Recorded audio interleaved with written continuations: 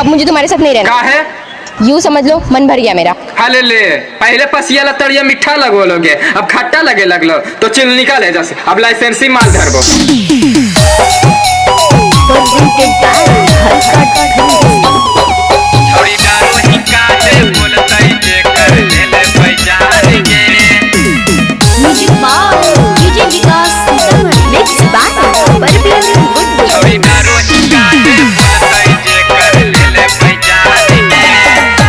चौधरी जी के बेटवा चलो है सिनेमा ताने गे।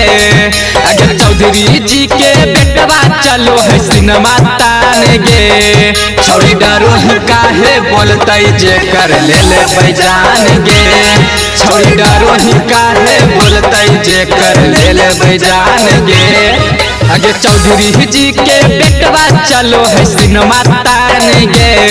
अगर चौधरी जी के बेटवा चलो है सिनेमा ताने गे। छौड़ी डरो ही काहे बोलते जे कर ले बैजान गे। छौड़ी डरो ही काहे बोलते जे कर ले बैजान गे।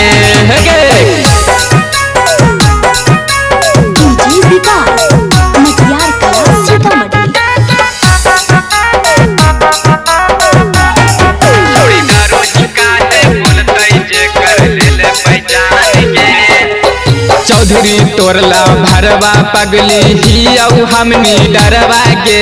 तोरे चलते करबो पगली दिनों में माँ डरवा गे। चौधरी तोरला भरवा पगली ही हमनी डरवा गे।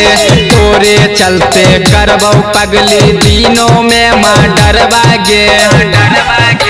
माथे मुरेठवा टिकवा हमर हा कैसान गे।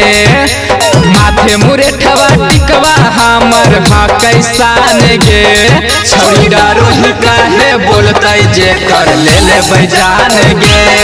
छौड़ी डरो ही काहे बोलते जे कर ले बैजान गे।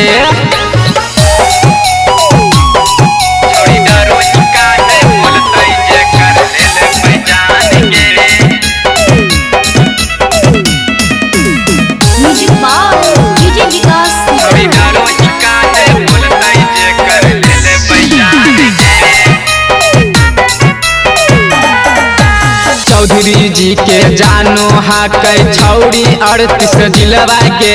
बोलते जे कर डाल देबै मुहबा में रही फलवा के। है गे संभल के रही ना। चौधरी जी के जानो हा कै छौड़ी 38 जिलवा के। बोलते जे कर डाल देबै मुहबा में रही फलवा के। अगे बिल्लू चौधरी भैया के छौड़ी बतिया मान गे।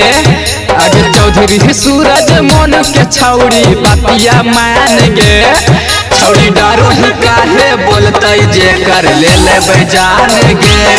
छौड़ी डरो ही काहे बोलते जे कर ले बैजान गे। समझ नहीं डार्लिंग, यह चौधरी जी के पावर अब तोरे सोतो खड़ा टावर।